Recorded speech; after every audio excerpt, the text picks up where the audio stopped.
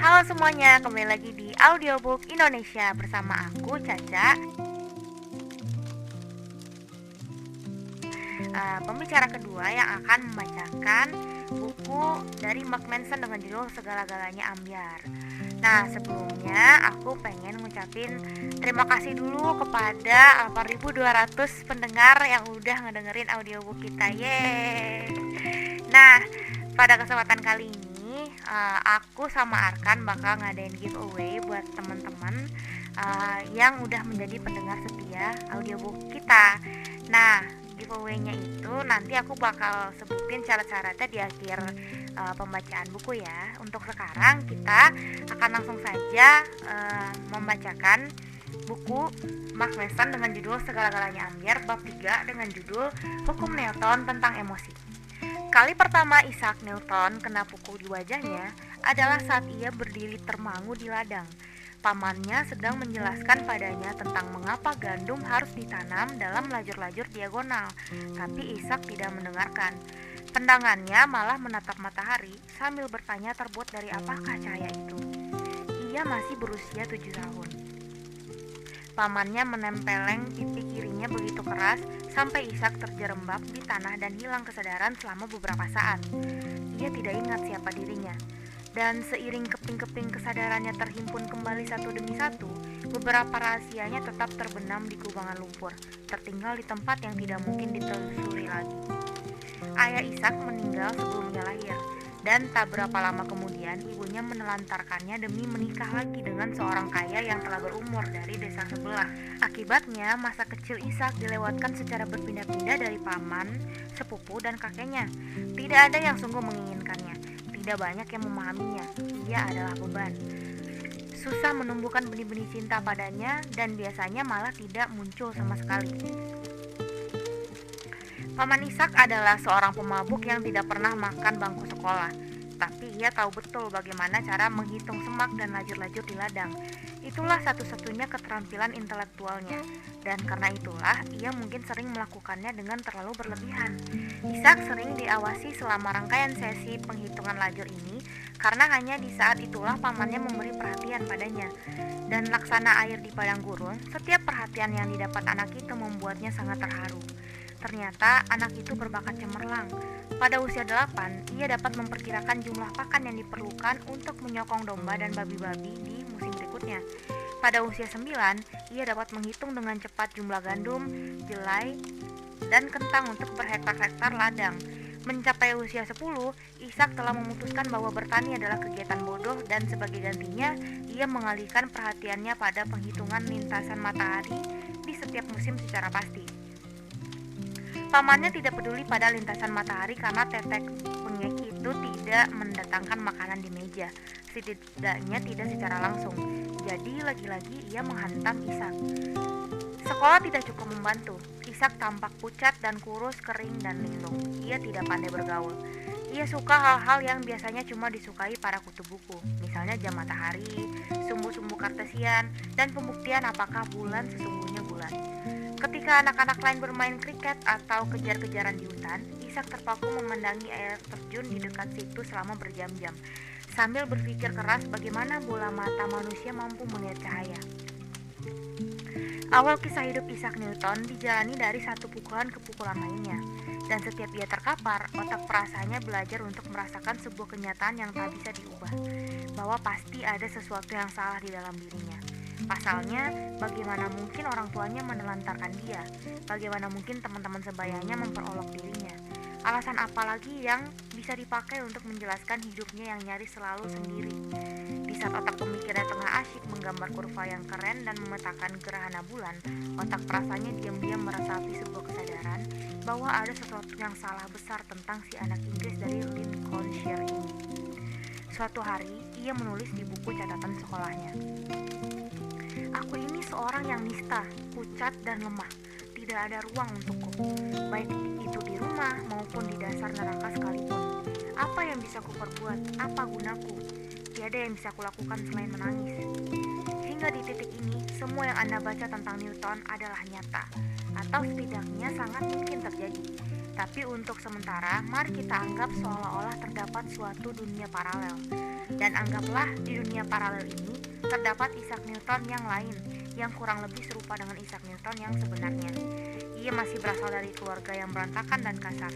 Ia masih menjalani hidup dalam kesendirian dan menyesakkan dada.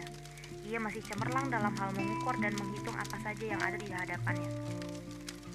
Tapi mari kita andaikan saja bahwa ketimbang membenamkan diri dalam kegiatan mengukur dan menghitung kejadian-kejadian di luar, Newton versi dunia paralel ini memilih untuk mengukur dan menghitung fenomena-fenomena yang ada di dalam dunia psikologis, alam pikiran, dan batin manusia. Ini bukanlah semacam penggunaan daya imajinasi. Pasalnya, korban-korban kekerasan sering memang merupakan pengamat seluk-beluk hakikat manusia yang tajam. Untuk Anda dan saya, mengamati orang barangkali menjadi sebuah kegiatan yang menyenangkan untuk dilakukan saat santai di taman pada hari Minggu. Tapi untuk mereka yang mengalami kekerasan, itu merupakan keterampilan guna bertahan hidup. Bagi mereka, kekerasan dapat meletup setiap saat. Maka mereka mengembangkan kepekaan ala Spidey sense yang tajam untuk melindungi diri mereka. Suatu irama pada suara seseorang, alis seseorang yang tiba-tiba naik, hembusan napas yang dalam, segala sesuatu dapat menyalakan tanda bahaya dalam diri mereka. Jadi mari bayangkan Newton versi dunia paralel ini. Si Newton emo mengalihkan obsesinya pada orang-orang di sekitarnya. Ia setia mencatat di bukunya, memasukkan hasil pengamatan atas semua perilaku teman-teman dan keluarganya ke dalam katalog. Ia menulis tanpa lelah, mendokumentasikan setiap tindakan, setiap ucapan. Ia mengisi ratusan halaman dengan observasi-observasi yang sekilas remeh mengenai pernik-pernik tindakan yang bahkan tidak disadari oleh si pelaku itu sendiri. Newton emo berharap bahwa jika hitung-hitungan dapat dipakai untuk memprediksi dan mengendalikan alam, bentuk dan konfigurasi matahari dan bulan dan bintang, maka selayaknya bisa pula dipakai untuk memprediksi dan mengendalikan dunia internal emosional. Dan melalui observasinya, Newton emo menyadari sesuatu yang menyakitkan yang sedikit banyak kita ketahui, tapi hanya segelintir orang yang mau mengakui bahwa manusia adalah pembohong, semua orang. Kita terus-menerus berbohong dan itu telah menjadi kebiasaan. Kita berbohong baik tentang hal-hal yang penting maupun yang sepele.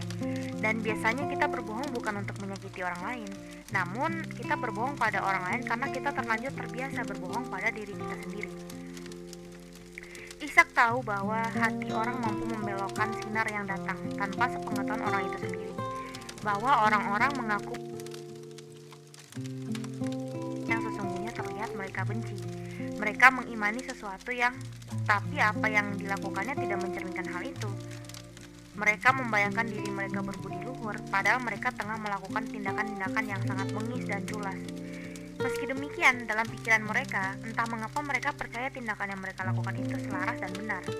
Ishak mengambil kesimpulan bahwa tidak ada seorang pun yang bisa dipercaya, tidak akan pernah ada. Seturut kalkulasinya, besarnya rasa sakit yang ia tanggung berbanding terbalik dengan jarak yang ia taruh antara dirinya dan dunia. Jadi, ia menjaga dirinya untuk tidak berada di orbit orang lain, berputar menjauh dari medan gravitasi yang dipancarkan oleh hati orang lain. Ia tidak memiliki teman, toh ia juga sendiri yang memutuskan untuk tidak memiliki satupun teman. Ia menyimpulkan bahwa dunia ini tempat yang suram dan bluek, dan satu-satunya keuntungan dari hidupnya yang sial adalah kemampuannya untuk mendokumentasikan dan mengkalkulasikan semua kesuraman ini. Walaupun hatinya masam, Ishak sama sekali tidak kehilangan ambisinya. Ia tetap penasaran akan perlintasan hati manusia dan kecepatan rasa sakit itu.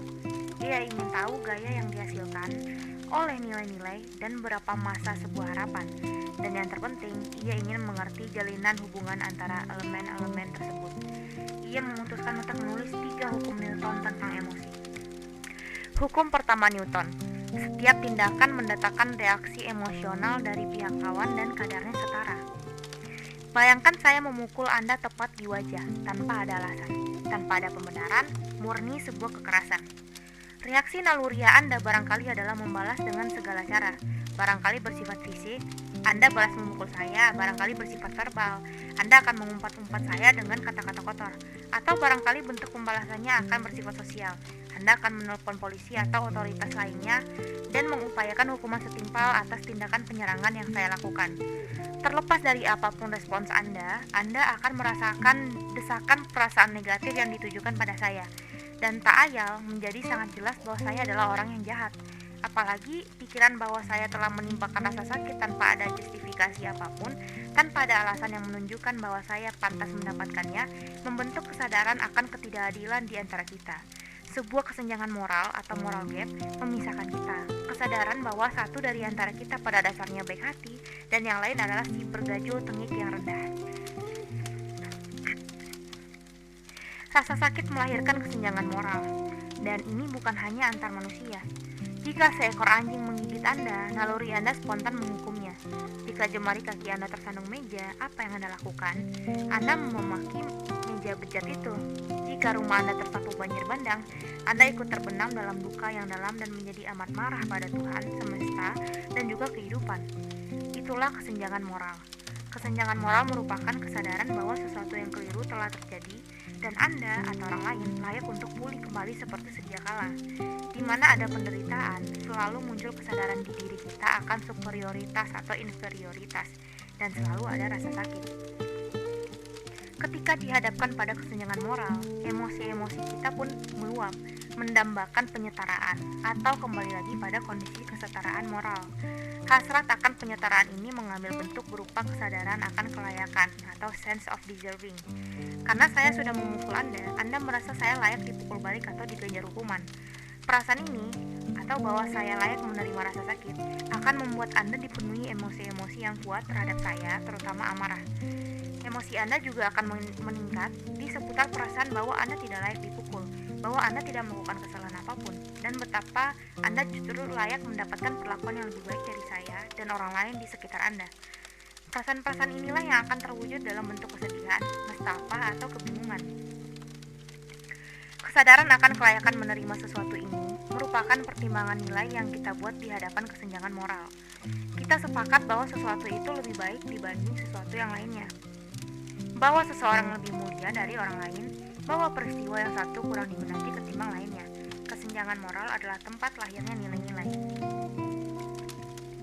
Kini seandainya saya meminta maaf pada Anda, saya berkata, "Hei, Tuan Pembaca, tindakan saya memang semena-mena dan saya sungguh kilaf. Tidak akan terulang lagi. Dan sebagai bentuk penyesalan dan rasa salah saya, ini saya panggangkan Anda sebuah roti. Oh, dan ini ada beberapa ratus dolar. Mohon diterima." Seandainya kini Anda merasa puas dengan apa yang terjadi, Anda menerima permintaan maaf saya dan roti dan ratusan dolar tadi, dan dari hati terdalam Anda merasa bahwa tidak ada masalah apa-apa lagi. Kita sekarang telah disetarakan. Kesenjangan moral yang semula terentang antara kita kini telah sirna. Saya telah membereskannya. Anda barangkali akan bilang sekarang kita sudah impas. Di antara kita tidak ada yang lebih baik atau lebih buruk lagi. Tidak ada lagi yang layak menerima perlakuan baik atau buruk. Kini kita berjalan dalam derajat moral yang sama. Penyetaraan semacam ini memulihkan harapan. Artinya, tidak ada lagi yang salah baik pada diri Anda ataupun pada dunia ini. Anda pun kembali memulai hari Anda dengan tenang dan menghabiskan ratusan dolar itu dan sepiring roti yang manis. Kini mari bayangkan skenario lain. Kali ini bukannya memukul Anda, saya justru membelikan Anda sebuah rumah. Ya pembaca, saya baru saja membelikan Anda sebuah rumah. Ini akan membuka kesenjangan moral lain di antara kita. Namun Anda tidak lagi dipenuhi perasaan yang membuncah untuk membalaskan rasa sakit yang telah saya berikan kepada Anda. Anda justru akan mengalami dorongan perasaan untuk membalas kebahagiaan yang telah saya beri itu. Barangkali Anda akan memeluk saya, mengatakan terima kasih ratusan kali, memberi saya hadiah sebagai ungkapan balas budi, atau berjanji akan mengasuh kucing saya mulai dari sekarang hingga selama-lamanya. Atau jika Anda memang punya sopan santun dan juga punya kendali diri, Anda barangkali bahkan mencoba untuk menolak tawaran saya untuk membelikan Anda rumah, karena Anda menyadari bahwa itu akan membuka sebuah kesenjangan moral yang tidak akan pernah mampu Anda atasi. Anda barangkali akan sadar diri dan berkata begini kepada saya, "Terima kasih, tapi jelas saya tidak bisa menerima. Saya tidak mungkin bisa membalas Anda." Sama halnya dengan kesenjangan moral yang bersifat negatif, kesenjangan moral positif akan membuat Anda merasa berutang budi pada saya. Anda merasa harus melunasi sesuatu, bahwa saya layak mendapatkan sesuatu yang baik, atau Anda harus mengupayakannya untuk saya, entah bagaimana caranya. Anda akan sangat berterima kasih dan menghargai keberadaan saya. Bahkan Anda akan bermandikan air mata kebahagiaan. Pembaca. Demikianlah kecenderungan alamiah kejiwaan kita yang berupaya menyetarakan kesenjangan moral untuk saling membalas. Positif dibalas positif, negatif dibalas negatif. Kekuatan yang mendesak kita untuk mengisi kesenjangan-kesenjangan tersebut adalah emosi kita. Dalam hal ini, setiap tindakan mendatangkan reaksi emosi yang kadarnya setara dan datang dari pihak lawan. Inilah hukum emosi pertama Newton. Hukum pertama Newton ini secara konstan mendikte aliran hidup kita. Karena itulah algoritma yang dipakai oleh otak perasa kita untuk menafsirkan dunia. Jika sebuah film lebih banyak menimbulkan rasa sedih ketimbang menghibur, Anda akan menjadi bosan atau bahkan mencak-mencak. Bahkan bisa saja Anda mencoba untuk menyetarakannya dengan meminta uang Anda dikembalikan. Jika ibu Anda lupa hari ulang tahun Anda, barangkali Anda akan menyetarakannya dengan mendiamkannya untuk 6 bulan ke depan. Atau jika Anda lebih matang, Anda akan mengutarakan kekecewaan Anda padanya. Jika tim olahraga favorit Anda menderita kekalahan telak, mau tak mau Anda akan mengurangi menonton pertandingan-pertandingan mereka, atau lebih sedikit bersorak untuk mereka. Jika Anda menyadari Anda berbakat melukis, ketakjuban dan kepuasan yang Anda peroleh dari kompetensi Anda akan menginspirasi Anda untuk meluangkan waktu, energi, emosi, dan uang pada kegiatan-kegiatan seni. Jika negara Anda memilih seorang tolol yang tidak Anda sukai, Anda akan merasa tidak sejalan dengan negara dan pemerintahan, bahkan dengan warga negara lain. Anda akan merasa seolah Anda berhak mendapatkan ganti rugi atas kebijakan-kebijakan buruk yang diterbitkan. Penyetaraan hadir di segala pengalaman karena yang mendorong penyetaraan adalah emosi kita sendiri. Kesedihan adalah perasaan tiadanya kekuatan untuk menebus kehilangan yang kita alami. Amarah adalah hasrat untuk menyetarakan dengan kekuatan dan serangan.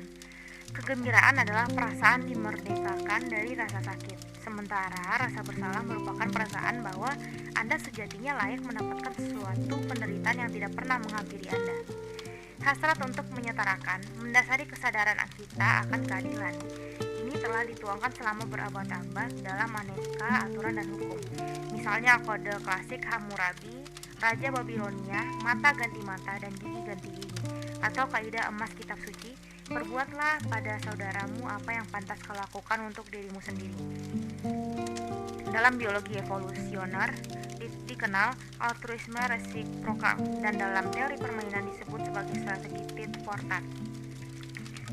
Hukum pertama Newton menghasilkan kesadaran kita akan moralitas yang mendasari persepsi kita akan keadilan. Inilah landasan dari seluruh kebudayaan manusia, dan inilah sistem yang mengoperasikan otak perasa. Kalau otak pemikir menciptakan pengetahuan faktual dari hasil pengamatan dan logika, otak perasa menciptakan nilai-nilai kita dari persentuhan-persentuhan kita dengan rasa sakit. Pengalaman-pengalaman yang mendatangkan rasa sakit menciptakan kesenjangan moral dalam pikiran kita, dan otak perasa kita mencerna pengalaman itu sebagai kerugian dan tak pantas diinginkan. Pengalaman-pengalaman yang membebaskan dari rasa sakit menciptakan kesenjangan moral yang bertolak belakang, dan otak perasa kita mencernanya sebagai keuntungan dan pantas diinginkan. Satu cara untuk memahami hal itu adalah bahwasanya otak pemikir memahami kejadian demi kejadian dalam hubungan lateral atau setara, atau kesamaan, perbedaan, sebab akibat, dan lain-lain. Sementara otak perasa mencerna kejadian demi kejadian dalam hubungan hierarkis atau berperingkat, seperti terbaik atau terburuk, paling didamba atau kurang didamba, lebih tinggi secara moral atau lebih rendah secara moral. Otak pemikir kita berpikir secara horizontal, atau bagaimana hal-hal ini berhubungan. Sementara otak perasa kita berpikir secara vertikal, dari hal-hal ini mana yang lebih baik atau lebih buruk. Otak pemikir kita memutuskan tentang benda apa, dan otak perasa kita memutuskan tentang suatu benda seharusnya seperti apa. Ketika kita menjumpai aneka pengalaman, otak perasa kita menciptakan semacam hierarki nilai untuk setiap pengalaman tersebut. Seakan-akan terdapat rak buku raksasa di dalam bawah sadar kita, di mana pengalaman-pengalaman terbaik dan terpenting selama hidup ini bersama keluarga, teman, burrito ditaruh di bagian paling atas, dan pengalaman-pengalaman yang paling tak diinginkan seperti kematian, pajak, gangguan pencernaan ada di rak paling bawah. Sesudahnya, otak perasa membuat keputusan-keputusan dengan berusaha mengejar pengalaman-pengalaman yang ada di rak tertinggi yang paling mungkin digapai. Kedua otak dapat mengakses hierarki nilai. Meski otak perasa yang menentukan suatu kejadian berada di bagian rak yang mana, otak pemikirlah yang menunjukkan hubungannya dengan pengalaman-pengalaman tertentu dan menganjurkan hierarki nilai harus diatur seulang seperti apa. Inilah esensi dari perkembangan, memprioritaskan ulang hierarki nilai diri dengan cara yang optimal. Sebagai contoh, saya pernah memiliki teman yang bisa jadi adalah seorang tukang party paling parah yang pernah saya kenal. Dia akan melek sepanjang malam dan kemudian langsung berangkat kerja dari tempat dia party tanpa tidur 1 jam pun. Baginya, bangun pagi hari dan berdiam di rumah pada Jumat malam itu aib. Hierarki nilainya kira-kira adalah sebagai berikut. DJ yang sangat pecah, obat-obatan yang sangat mendang, setelahnya baru bekerja, baru tidur. Orang bisa menebak perilakunya hanya dari hierarki di atas. Ia akan lebih memilih bekerja ketimbang tidur. Ia akan lebih memilih party dan teler ketimbang bekerja. Dan segalanya adalah tentang musik. Lantas, suatu ketika dia mengikuti suatu kegiatan relawan lintas negara, di mana orang-orang muda menghabiskan beberapa bulan untuk merawat anak-anak yatim piatu di negara dunia ketiga. Dan, rupanya ini mengubah segalanya. Pengalaman itu begitu kuat secara emosional, sampai mampu menata ulang hierarki nilainya. Hierarkinya kini kira-kira sebagai berikut. Yang pertama, yang berada di tingkatan paling atas itu menyelamatkan anak-anak dari derita yang tidak perlu. Yang kedua bekerja, yang ketiga tidur, yang keempat party. Dan tiba-tiba seolah terkena sihir, party-party tidak lagi menyenangkan. Kenapa? Karena kegiatan-kegiatan tersebut mengganggu nilai paling tinggi di hidupnya, yaitu menolong anak-anak yang menderita. Ia berganti karir dan hidupnya kini hanyalah tentang pekerjaan. Ia menghabiskan malam-malamnya di rumah saja. Ia tidak lagi minum atau mengonsumsi obat-obatan. Istirahatnya cukup nyenyak, tak lain karena ia butuh banyak energi untuk menyelamatkan dunia. Teman-teman partinya melihat dan menyayangkannya. Mereka menilainya dengan menggunakan nilai-nilai mereka, yang merupakan nilai-nilai lama teman saya yang telah ditinggalkan. Kasihan, si cewek biang party harus pergi tidur dan bangun tiap pagi untuk bekerja. Kasihan, si cewek biang party tidak bisa keluar untuk pesta ekstasi setiap akhir pekan. Tapi disinilah letak kelucuan hierarki nilai. Ketika hierarki itu berubah, Anda sesungguhnya tidak kehilangan apapun. Bukan teman saya yang mulai berhenti party demi mengejar karirnya, tapi party-party itulah yang tidak lagi menarik. Itu karena menarik merupakan produk hierarki nilai kita. Ketika kita berhenti menghargai sesuatu pun tidak lagi menarik atau menyenangkan di mata kita. Maka kita tidak kehilangan apapun. Kita tidak kekurangan sesuatu pun ketika berhenti melakukannya. Justru kita melihat ke belakang dan terkaget-kaget sendiri mengapa dulu telah sebegitu terikat dengan hal-hal bodoh dan remeh. Kita heran mengapa kita menghabiskan begitu banyak energi untuk hal-hal yang tidak penting. Penyesalan atau rasa malu yang tiba-tiba menyerang ini baik, itu tanda perkembangan. Perasaan-perasaan itu merupakan hasil yang datang setelah kita meraih harapan kita.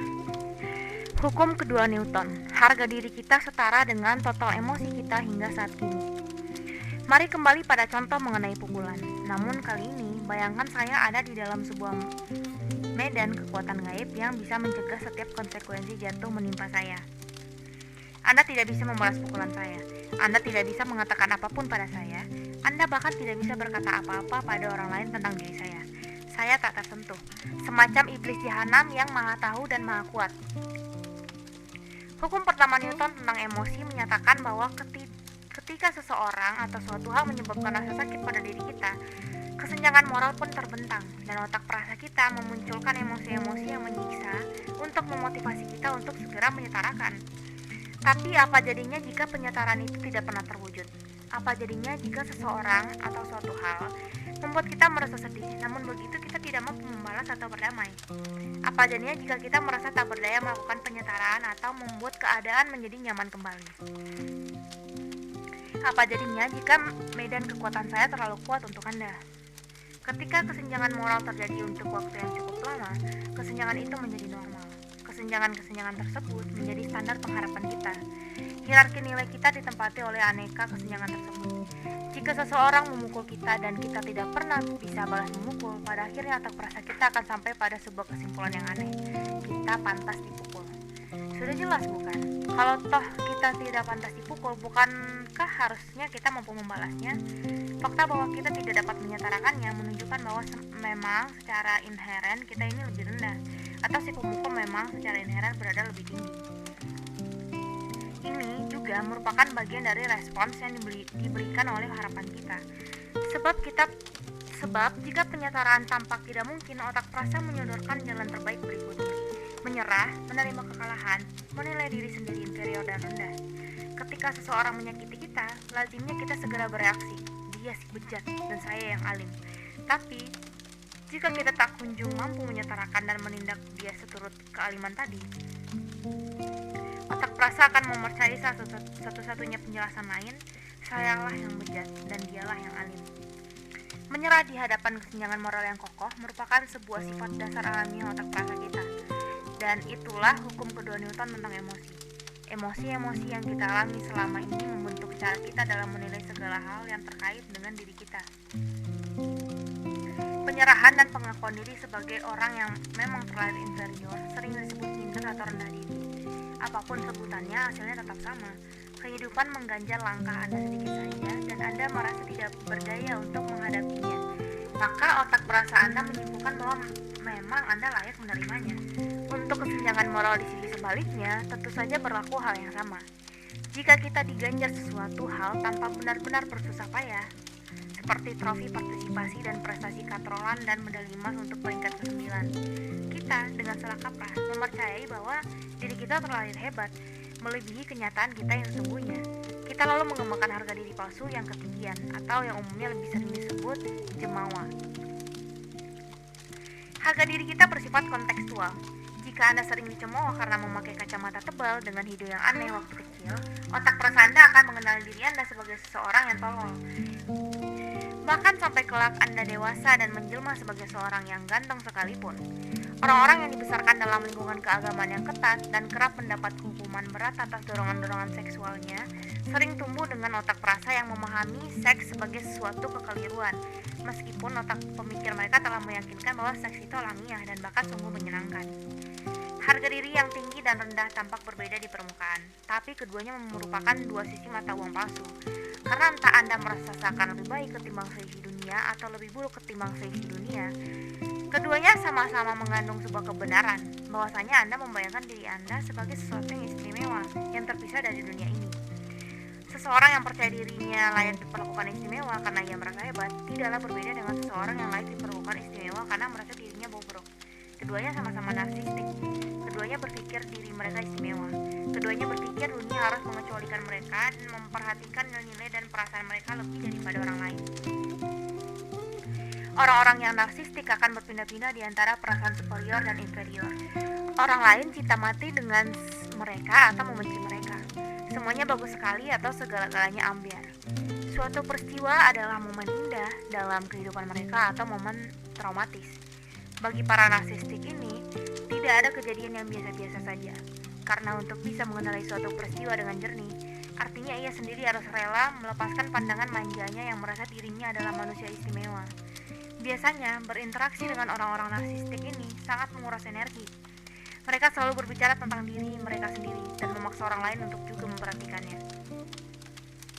Anda dengan mudah akan menemui orang-orang yang berubah dengan cepat dari tinggi hati ke rendah hati jika mengamati sekitar Anda dengan cermat. Para pembunuh massal, diktator, bocah-bocah yang mudah mengeluh, atau bibi Anda yang norak yang mengacaukan perayaan Natal setiap tahunnya. Hitler berpidato tentang betapa dunia telah memperlakukan bangsa Jerman dengan sangat hina semata lantaran dunia takut pada superioritas Jerman.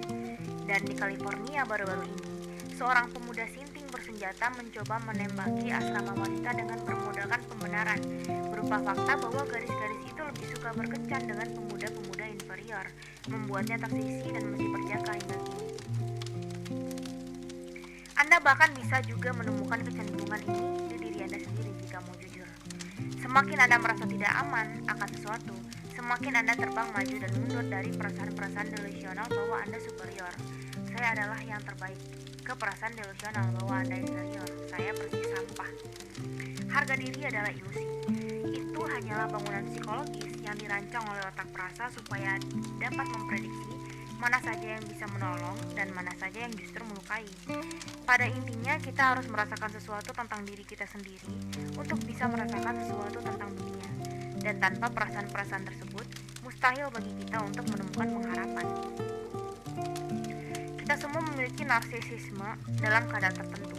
Kenyataan itu tidak bisa dipungkiri, sebab segala pokok pengetahuan atau pengalaman yang pernah kita miliki, dicerna dan dialami oleh kita sendiri. Sifat alamiah kesadaran kita harusnya segalanya terjadi melalui kita. Maka adalah alamiah pula bahwa kita berasumsi kita adalah pusat segalanya. karena kita ada di pusat segala pengalaman yang kita dapat.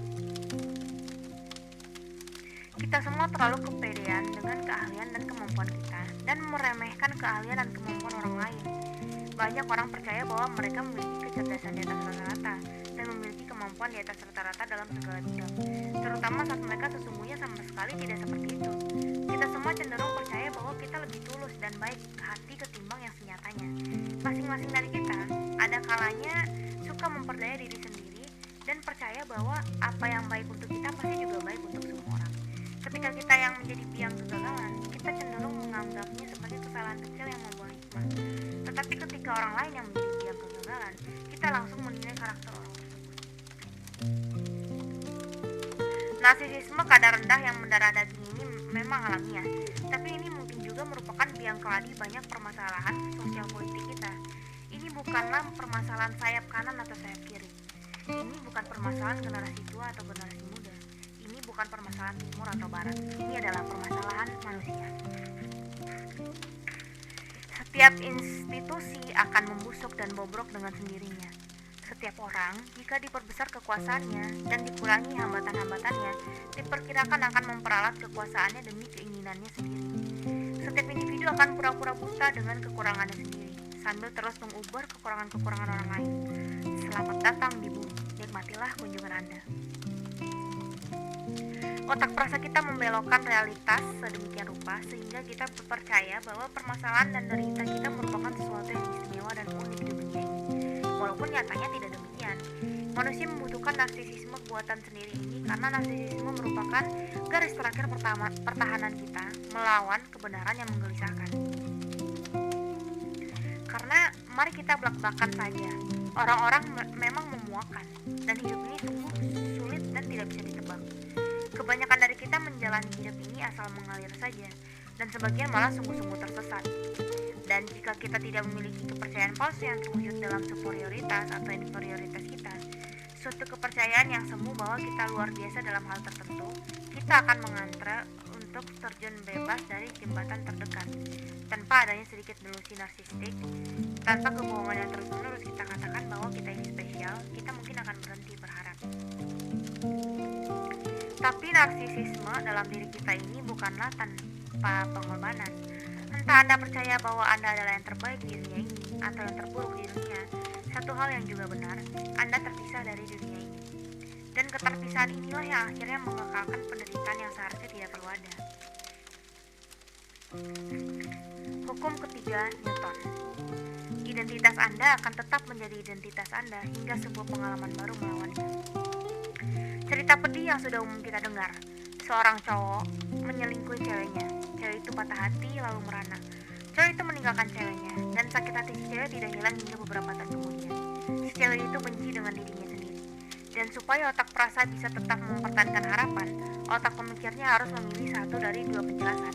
Ia dipersilakan mempercayai antara semua cowok brengsek atau dia sendiri yang brengsek. Apes, pilihan-pilihannya tidak ada yang baik. Tapi ia memutuskan memilih opsi A, semua cowok brengsek. Karena bagaimanapun, dia masih memiliki harga diri. Pilihan ini tidak dibuat dalam keadaan sadar. Camkan ini hanyalah mengalir begitu saja. Meloncat ke beberapa tahun kemudian, cewek itu berpacaran dengan cowok lain. Cowok ini tidak brengsek. Malah cowok ini serba kebalikan dari brengsek. Dia sangat keren dan manis dan penyayang. Sungguh tulus menyayangi. Tapi si cewek ini ada dalam permasalahan yang sangat pelik. Bagaimana membuktikan bahwa cowok ini benar-benar baik? Bagaimana mungkin ia bisa sungguh-sungguh sebaik ini? Padahal yang dia tahu semua cowok brengsek. Itu yang benar. Seharusnya keyakinannya lah yang benar. Terdorong oleh luka emosionalnya, cewek ini berusaha membuktikannya. Sayangnya, kesadaran bahwa cowok ini tidak brengsek terlalu menyakitkan untuk diterima oleh otak proses si cewek. Jadi ia meyakinkan dirinya sendiri bahwa cowok ini sejatinya brengsek. Ia mencermati kesalahan-kesalahan kecil yang dibuat si cowok. Ia mencatat setiap kali salah ucap, setiap gestur yang tidak sempurna, setiap tindak tanduk yang kikuk. Ia memikirkan terus kesalahan-kesalahan remeh hingga sungguh mengganggu benaknya dan akhirnya seolah menjelma menjadi lampu tanda bahaya yang memekik, "Lari, selamatkan dirimu sekarang juga." Jadi ia sungguh melakukannya. Ia meninggalkan cowok itu dan ia meninggalkannya secara sadis. Ia meninggalkannya dengan mengencani cowok lain. Lagi pula semua cowok brengsek bukan? cowok patah hati, ia merana. Sakit hati si cowok masih mengelayuti selama bertahun-tahun dan menjelma menjadi rasa malu. Rasa malu ini menempatkan cowok tersebut pada posisi yang sulit. Karena sekarang otak pemikirnya harus membuat keputusan, apakah semua cewek brengsek atau dialah yang brengsek. Nilai-nilai kita bukan sekadar kumpulan perasaan. Nilai-nilai kita merupakan kisah-kisah. Saat otak perasa kita merasakan sesuatu hal, otak pemikir kita mulai bekerja membangun sebuah cerita untuk menjelaskan hal tersebut. Kehilangan pekerjaan tidak saja menjengkelkan, Anda membangun sebuah cerita utuh tentang hal tersebut. Bos busuk Anda melalaikan Anda meski Anda telah loyal selama bertahun-tahun. Anda sudah menyerahkan diri pada perusahaan itu, dan apa yang Anda dapatkan sebagai balasan? Cerita kita bersifat lengket, melekat erat di benak dan menempel pada identitas kita seperti pakaian basah yang ketat. Cerita itu kita bawa-bawa kemanapun kita pergi, dan itulah yang mendefinisikan diri kita. Kita saling bertukar cerita dengan orang lain, mencari-cari orang yang mempunyai cerita yang sesuai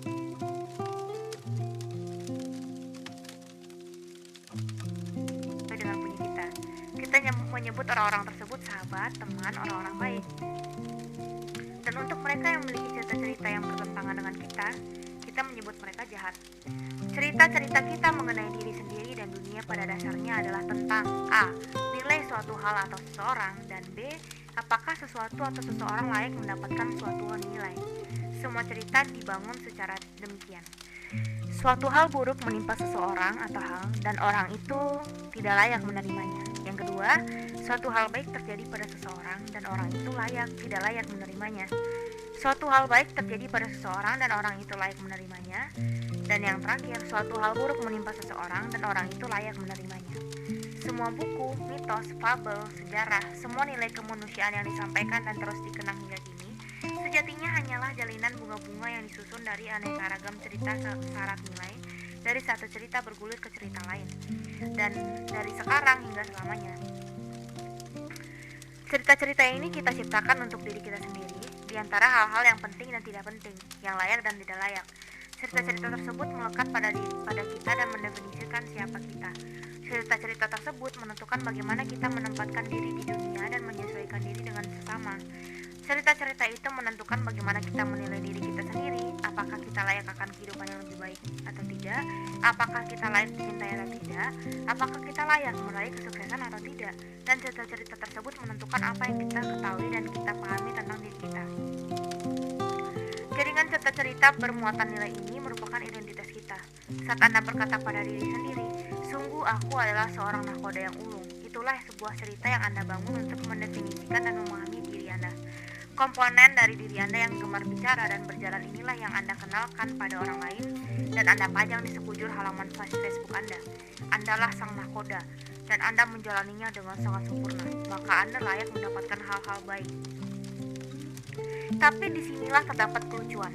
Saat Anda mengadopsi cerita-cerita kecil tersebut sebagai identitas Anda menjaga cerita-cerita tersebut dan bereaksi secara emosional terhadap mereka, seolah cerita-cerita itu merupakan bagian yang menyatu dalam diri Anda. Sama seperti ketika Anda kena pukul, dan itu mencetuskan reaksi emosional yang keras. Jika seseorang menghampiri Anda dan mengatakan bahwa Anda adalah seorang nahkoda yang goblok, reaksi emosional yang ditimbulkan akan bersifat negatif juga. Karena kita bereaksi melindungi tubuh metafisik kita seperti halnya kita melindungi tubuh fisik. Kumpulan identitas kita menggelinding bak bola salju di sepanjang usia kehidupan, terus menghimpun semakin banyak nilai dan makna yang terserak di lintasan tersebut. Anda begitu dekat dengan ibu Anda sejak kecil, dan hubungan tersebut menumbuhkan harapan Anda. Jika Anda membangun sebuah cerita di dalam benak yang sebagian turut mendefinisikan siapa Anda, sebagian lagi didefinisikan oleh rambut Anda yang tebal atau mata yang berwarna coklat atau kuku jari kaki yang menyeramkan. Ibu adalah bagian yang penting dalam hidup Anda. Ibu Anda adalah wanita yang luar biasa. Anda berutang sangat besar padanya. Pokoknya semua hal luar biasa yang sering diucapkan orang-orang di Academy Awards, Anda kemudian menjaga potongan identitas Anda tersebut seolah potongan tersebut merupakan bagian dari ibu Anda. Muncullah seseorang di depan Anda dan berbicara kotor tentang ibu Anda, dan Anda langsung gelap mata dan mulai melibas semua barang. Lantas pengalaman itu menciptakan sebuah cerita baru dan nilai baru di dalam benak Anda. Anda kini menyadari memiliki masalah dalam pengendalian amarah, terutama jika berkaitan dengan ibu Anda, dan kini itu menjadi bagian yang menyatu dalam identitas Anda, dan terus berjalan seperti itu. Semakin lama kita memeluk suatu nilai, bola salju itu akan menggelinding semakin dalam ke diri kita dan menjadi semakin fundamental dalam membentuk cara kita memandang diri dan dunia. Seperti bunga pinjaman bank, nilai-nilai kita berlipat ganda secara bertahap, bertambah semakin kuat dan mewarnai pengalaman-pengalaman di masa depan. Bukan sekedar perundungan di sekolah dasar yang membuat hidup Anda berantakan. Pengalaman perundungan ditambah rasa benci pada diri sendiri dan narsisisme yang Anda bawa selama puluhan tahun dalam menjalin berkali-kali hubungan telah menjadi biang kegagalan dan terus bertambah secara terus-menerus. Psikolog tidak tahu menahu secara pasti, tapi satu hal yang mereka jelas tahu adalah bahwa trauma masa kecil mengacaukan kita. Efek bola salju dari nilai-nilai di masa awal inilah alasan mengapa pengalaman masa kanak-kanak kita, entah yang baik maupun yang buruk, mengalami efek yang sulit hilang pada jati diri kita dan menghasilkan nilai-nilai fundamental yang terus menentukan sebagian besar dari jalan hidup kita. Pengalaman-pengalaman masa awal Anda menjadi nilai inti Anda. Dan jika nilai inti Anda bermasalah, nilai-nilai tersebut menciptakan efek domino berupa rangkaian permasalahan dan kekacauan yang meluas ke tahun-tahun berikutnya, menodai pengalaman-pengalaman Anda bak racun. Saat kita masih hijau, kita memiliki identitas yang mungil dan rapuh. Kita baru mengalami sedikit pengalaman. Kita sungguh-sungguh tergantung pada para pengasuh kita dalam segala hal, dan sudah barang tentu mereka akan mengacaukannya. Ditelantarkan atau dicelakai dapat menyebabkan reaksi emosional yang ekstrim, yang akan berimbas pada semakin besarnya kesenjangan moral yang kian sulit disetarakan. Anda ditinggalkan ayah pada usia 3 tahun, dan otak perasa Anda akan mengambil kesimpulan utama bahwa Anda memang tidak pantas dicintai. Anda ditinggalkan ibu yang memilih kawin lagi dengan suami yang tajir, dan Anda mengambil kesimpulan bahwa yang namanya keintiman itu tidak pernah ada, dan tidak ada satu orang pun yang bisa dipercaya. Tidak mengherankan Newton menjadi seorang penyendiri yang lekas marah. Dan bagian yang paling buruk adalah, semakin lama kita terhanyut pada narasi-narasi semacam itu, kita semakin lupa bahwa narasi-narasi itu adalah buatan kita sendiri. Cerita-cerita itu menjadi ingar-bingar yang melatari pikiran kita, menjadi dekorasi interior ruang batin kita. Walaupun sepenuhnya buatan kita dan bisa muncul semau kita, kemunculan cerita-cerita itu bukan saja tampak alamiah, tapi juga tak terhindarkan. Nilai-nilai yang kita pilih selama hidup kita mengalami kristalisasi dan mengendap di lapisan yang paling atas kepribadian kita. Satu-satunya cara untuk mengubah nilai-nilai kita adalah dengan memiliki pengalaman yang berlawanan dengan nilai-nilai kita. Dan segala percobaan untuk melepaskan diri dari kungkungan nilai-nilai tersebut, baik melalui pengalaman-pengalaman baru maupun berlawanan, jelas akan menemui rasa sakit dan ketidaknyamanan. Inilah mengapa tidak ada perubahan tanpa rasa sakit, tidak ada pertumbuhan tanpa ketidaknyamanan. Inilah mengapa sulit menjadi seseorang yang baru tanpa pertama-tama mengalami pedihnya kehilangan diri Anda yang dulu. Karena ketika kita kehilangan nilai-nilai kita bersedih atas matinya cerita-cerita yang selama ini penting, seolah kita kehilangan bagian dari diri kita. Karena kita memang telah kehilangan bagian dari diri kita bersedih dengan cara yang sama, seperti kita berduka karena kehilangan orang yang kita cintai, kehilangan pekerjaan, rumah, komunitas, kepercayaan spiritual, atau persahabatan. Mereka adalah bagian yang fundamental dan menentukan dari diri Anda. Dan ketika mereka dilucuti dari Anda, harapan yang mereka tawarkan juga ikut lenyap. Tinggallah Anda sendiri menghadapi sekali lagi kebenaran yang menggelisahkan. Terdapat 2 cara untuk menyembuhkan diri Anda. Dengan kata lain, cara mengganti nilai-nilai lama yang keliru dengan nilai-nilai yang lebih baik dan lebih waras. Pertama adalah dengan memeriksa ulang pengalaman-pengalaman di masa lalu Anda dan menulis ulang cerita-cerita di sekitar pengalaman-pengalaman tersebut. Sebentar, apakah ia memukulku karena aku adalah orang yang jahat atau justru dialah yang orang jahat? Memeriksa ulang cerita-cerita hidup kita memampukan kita merancang ulang untuk memutuskan. Kau tahu, mungkin aku memang bukan seorang nakoda hebat, dan itu tidak masalah. Sering waktu, kita menyadari bahwa apa yang biasa kita yakini sebagai sesuatu yang penting tentang dunia ini ternyata terbukti tidak begitu. Di beberapa kesempatan, kita juga memperpanjang suatu cerita tertentu untuk memperoleh pandangan yang lebih jernih tentang harga diri kita. Oh, dia meninggalkanku karena dia pernah ditinggalkan oleh beberapa pria brengsek, dan dia merasa malu dan tidak layak menerima keintiman. Dan tiba-tiba patah hati itu pun menjadi lebih mudah kita terima. Cara lain untuk mengubah nilai-nilai Anda adalah dengan mulai menulis cerita-cerita cerita untuk diri Anda di masa depan, untuk melihat seperti apa hidup Anda kelak jika Anda memiliki suatu nilai atau memeluk suatu identitas tertentu. Dengan memvisualisasi masa depan yang Anda inginkan, Anda memampukan otak frasa untuk mencoba-coba seberapa pas nilai-nilai tersebut, untuk menjajal seperti apa rasanya sebelum subuh membutuhnya. Akhirnya, setelah dirasa cukup melakukan visualisasi, otak frasa akan menjadi terbiasa akan nilai-nilai baru tersebut dan mulai menaruh kepercayaan penuh. Apa yang disebut proyeksi masa depan ini biasanya diajarkan dalam cara-cara yang buruk. Bayangkan Anda menjadi orang yang kaya raya dan memiliki sebuah kapal pesiar mewah, maka pasti itu akan menjadi kenyataan. Sedihnya, visualisasi semacam itu tidak menggantikan nilai saat ini yang tidak sehat atau materialisme dengan cara yang lebih baik. Itu sekadar masturbasi dengan memakai nilai Anda yang sekarang. Perubahan yang sejati akan melibatkan fantasi tentang apa yang Anda rasakan jika Anda tidak menghendaki memiliki kapal pesiar mewah. Visualisasi yang berbeda seharusnya sedikit tidak nyaman. Seharusnya ia lebih menantang Anda dan lebih sulit untuk diterima. Jika tidak begitu, tidak ada perubahan sama sekali. Otak frasa tidak tahu perbedaan antara masa lalu, sekarang, dan masa depan. Itu adalah domain otak pemikir. Dan salah satu strategi otak pemikir untuk menyadarkan otak frasa supaya ada di jalur kehidupan yang benar adalah dengan mengajukan pertanyaan, Bagaimana kalau kamu benci berat dengan kapal pesiar? Dan sebagai gantinya yang kamu lakukan adalah menghabiskan waktumu untuk menolong anak-anak difabel. Bagaimana kalau kamu tidak harus membuktikan apapun pada orang-orang kalau cuma demi membuat mereka menyukaimu? Bagaimana kalau ketidaksempatan orang-orang adalah urusan mereka sendiri dan bukan urusanmu? Di lain waktu, Anda bisa juga asal mengatakan bahwa otak frasa cerita yang nyata atau barangkali tidak nyata. Yang jelas rasa-rasanya nyata.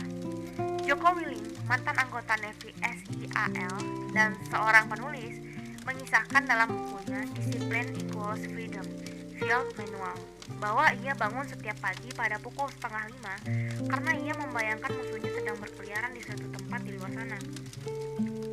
Ia tidak tahu tempatnya, tapi ia beranggapan bahwa musuhnya mengincar nyawanya, dan ia paham betul bahwa jika ia bangun lebih dulu dari musuhnya, ia selangkah lebih maju dari musuhnya. Willing mengembangkan cerita ini untuk dirinya sendiri saat bertugas di Perang Irak, karena di saat itu terdapat musuh-musuh sungguhan yang berniat untuk menghabisinya. Tapi cerita itu tetap melekat, bahkan sekembalinya ia ke kehidupan biasa sebagai warga sipil. Secara objektif, cerita yang diciptakan oleh Willing untuk dirinya tidaklah masuk akal. Musuh, di mana? Tapi secara kiasan, secara emosional, cerita itu sungguh luar biasa kuat. Otak frasa Willing masih mempercayainya dan masih mampu membuat Willing terbangun setiap pagi. Di saat sebagian dari kita baru selesai minum-minum semalam suntuk. Itulah ilusi dari kendali diri. Tanpa cerita-cerita ini, tanpa mengembangkan visi yang jernih tentang masa depan yang kita impikan, tentang nilai-nilai yang ingin kita tanamkan, tentang jati diri yang ingin kita buang atau kita rengkuh, selamanya kita akan dikutuk untuk mengulang kegagalan-kegagalan yang membawa luka di masa lalu. Cerita dari masa lalu menentukan jati diri kita. Cerita dari masa depan menentukan harapan kita. Dan kemampuan kita untuk memasuki narasi-narasi tersebut lalu menghayati mereka demi membuat narasi-narasi itu menjadi nyata adalah yang memberikannya makna pada kehidupan kita. Subbab berikutnya, gravitasi emosional. Si Newton Emo terduduk sendiri di kamar tidur masa kecilnya. Di luar sana gelap. Ia tidak tahu berapa lama ia telah terjaga, pukul berapa sekarang, atau hari apa saat itu. Ia sendirian dari tadi dan telah berminggu-minggu menggeluti sesuatu. Makanan yang ditinggalkan untuknya oleh keluarganya tergeletak dalam keadaan tidak tersentuh di balik pintu. Kini mulai berjamur. Ia meraih selembar kertas kosong dan menggambar sebuah lingkaran besar di atasnya. Ia kemudian membuat beberapa titik di sepanjang garis lingkaran, dan dengan garis titik-titik ia mengarahkan setiap titik ke pusat lingkaran. Di bawahnya ia tuliskan, ada gravitasi emosional dalam nilai-nilai kita. Kita menarik semua orang yang sama-sama menghargai hal-hal yang kita hargai ke orbit kita, dan seperti halnya kutub tolak-menolak pada magnet, secara instinktif kita mengusir semua orang yang nilai-nilainya bertentangan dengan nilai kita. Ketertarikan ini membentuk lintasan orbit berisikan para individu yang berpemahaman dan berprinsip yang kurang lebih serupa. Semuanya jatuh pada jalur yang sama, berputar dan mengeliling hal yang juga sama-sama mereka sukai. Ia lantas menggambar lingkaran lain, berdampingan dengan lingkaran pertama. Kedua tepi lingkaran tersebut sangat berdekatan. Dari sana, ia membuat garis-garis yang menunjukkan tegangan antara masing-masing tepi lingkaran tersebut, suatu area di mana gravitasi menarik di kedua arah merusak bentuk simetri masing-masing orbit yang telah sempurna. Ia kemudian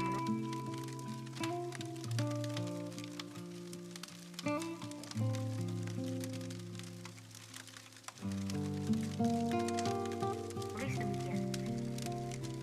Himpunan besar orang bersama-sama menggabungkan diri, membentuk suku-suku dan komunitas berdasarkan evaluasi-evaluasi yang sama terhadap riwayat emosional mereka. Anda, Tuan, barangkali menghargai sains.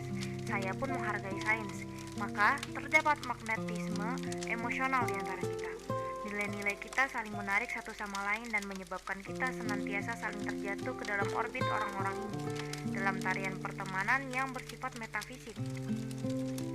Nilai-nilai kita sama-sama cocok, dan terwujudlah satu kepedulian. Tapi, seandainya satu orang memegang nilai puritanisme dan satunya anglikanisme, mereka menghuni dua kelompok yang sangat berhubungan erat meskipun memiliki gravitasi yang berbeda.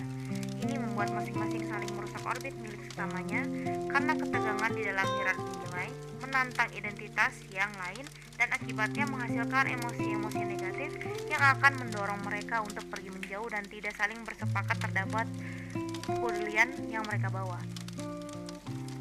Dengan ini, saya menyatakan bahwa gravitasi emosional ini merupakan struktur yang melandasi semua konflik dan perjuangan yang dialami oleh manusia. Pada momen ini, Ishak mengambil kertas lagi dan menggambar lingkaran-lingkaran lain dalam berbagai ukuran.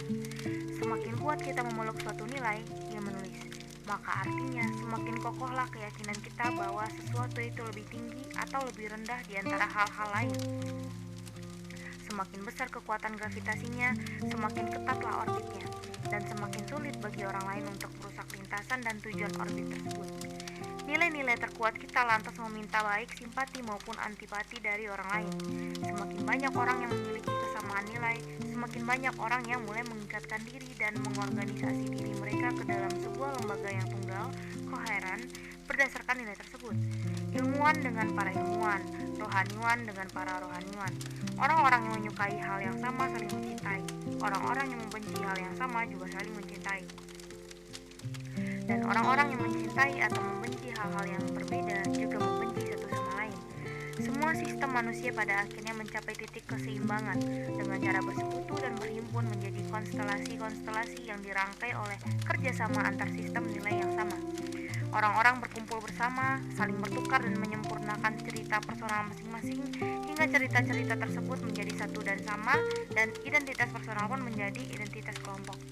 Sekarang Anda barangkali akan berkata, tapi Bapak Newton yang budiman, bukankah hampir semua orang meluhurkan suatu nilai yang sama?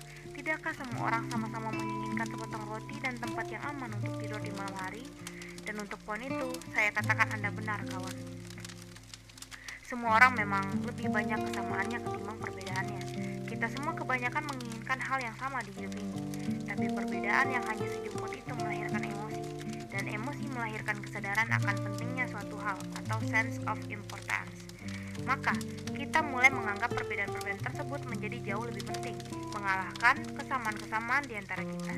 Dan inilah tragedi kemanusiaan yang sesungguhnya, bahwa kita ditakdirkan untuk selalu bertikai untuk perbedaan-perbedaan kecil.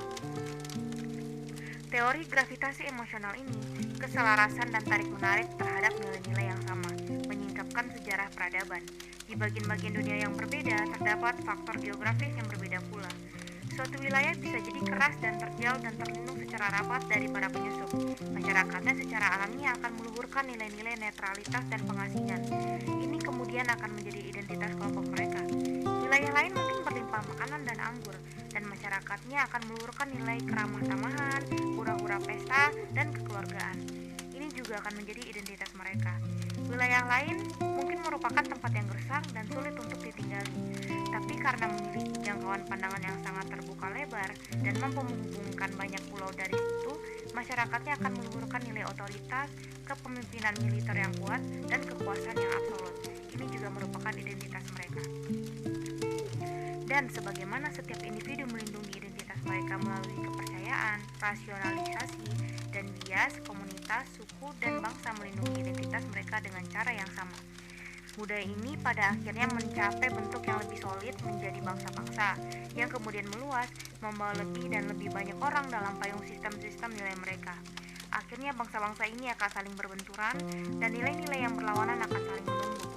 Banyak orang tidak menundukkan martabat mereka mengungguli nilai-nilai kelompok dan budaya mereka.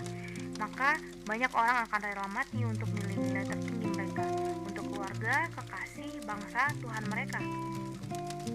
Dan karena kesukarelaan mereka untuk mati demi nilai-nilai mereka, tabrakan budaya ini jelas akan berujung pada peperangan. Perang tidak lain adalah ujian duniawi terhadap harapan. Negara atau masyarakat yang telah mengadopsi nilai-nilai yang mampu memberikan harapan dan pengetahuan yang paling baik pada penganutnya, nantinya akan menjadi pemenangnya. Semakin banyak suatu bangsa menaklukkan bangsa-bangsa di sekitarnya, semakin warga bangsa penakluk itu berpikir bahwa mereka layak untuk menguasai sesamanya. Dan semakin mereka memandang nilai-nilai bangsa mereka sebagai cahaya sejati pun untuk seluruh umat manusia. Keunggulan nilai-nilai pemenang tersebut kemudian terus bersemayam, dan nilai-nilai tersebut senantiasa ditulis dan dipuja dalam sejarah kita, dan terus-menerus diceritakan kembali melalui hikayat-hikayat, diteruskan secara turun-temurun untuk memberi harapan pada generasi-generasi di masa depan. Pada akhirnya, ketika nilai-nilai itu tidak lagi berjaya, nilai-nilai itu akan digulingkan oleh nilai-nilai dari kelompok lain. Muncul bangsa yang baru, dan sejarah akan bergulir kembali, sebuah era baru dibuka. Dengan ini saya nyatakan, inilah bentuk kemajuan manusia. Newton menyelesaikan tulisannya. Ia menempatkan teorinya tentang gravitasi emosional pada tumpukan yang sama dengan 3 hukum emosinya, dan kemudian diam sejenak untuk merenungkan penemuannya itu. Dan dalam momen yang sunyi dan gelap itulah, Isaac Newton memandangi lingkaran-lingkaran pada halaman tersebut dan terlenyak oleh sebuah kesadaran yang pedih. Ia tidak memiliki orbit. Selama bertahun-tahun mengalami trauma dan kegagalan sosial, ia secara sukarela memisahkan dirinya dari segala hal dan semua orang. Seperti bintang yang keluyuran sebatang kara di lintasannya sendiri, tidak terhalangi dan terpengaruh oleh tarikan gravitasi sistem manapun. Ia menyadari bahwa ia tidak menaruh penghargaan terhadap siapa-siapa, tidak juga pada dirinya, dan ini membawanya pada rasa sedih dan kesedihan yang amat parah, karena logika dan segala hitung-hitungan tidak akan pernah cukup untuk menambal keterpurukan yang perih sekali, kalau otak perasanya tanpa henti berjuang mencari harapan di dunia ini. Ingin rasanya saya memberitahukan pada Anda bahwa Newton versi dunia paralel atau Newton emo mampu mengatasi kesedihan dan kesendiriannya. Saya juga sangat ingin memberitahu Anda bahwa ia telah belajar untuk menghargai dirinya sendiri dan orang lain. Tapi seperti si Isaac Newton versi dunia kita, Newton versi dunia paralel rupanya juga akan menghabiskan sisa hidupnya dalam kondisi kesepian, uring-uringan, dan merana. Pertanyaan-pertanyaan yang dipecahkan oleh kedua versi Newton pada musim panas 1665 itu sebelumnya sudah memusingkan kepala para filsuf dan ilmuwan selama berabad-abad. Meski demikian, hanya dalam hitungan beberapa bulan, si bocah ingusan antisosial dan suka membantai ini telah menguak misteri tersebut, telah memecahkan kode tersebut. Dan di ambang penemuan intelektual itu, ia justru melempar penemuannya di pojokan ruang belajarnya yang sempit, becek, dan terlupakan di sebuah desa kecil dan terpencil di utara kota London. Dan di sana penemuan-penemuannya akan tetap bersembunyi dari dunia tanpa pernah tersentuh. Nah, terima kasih teman-teman. Inilah akhir dari bab 3 buku Segala-galanya Ambyar dari Mark Manson. Nah, sekarang aku pengen ngasih tahu cara ikutan giveaway audiobook Indonesia. Nah, untuk teman-teman yang ingin ikutan giveaway-nya, caranya gampang banget. Teman-teman silahkan mengasih kritik dan saran untuk kita. Terus rekomendasi buku apa selanjutnya yang harus kita baca, kirim langsung ke email audiobook Indonesia.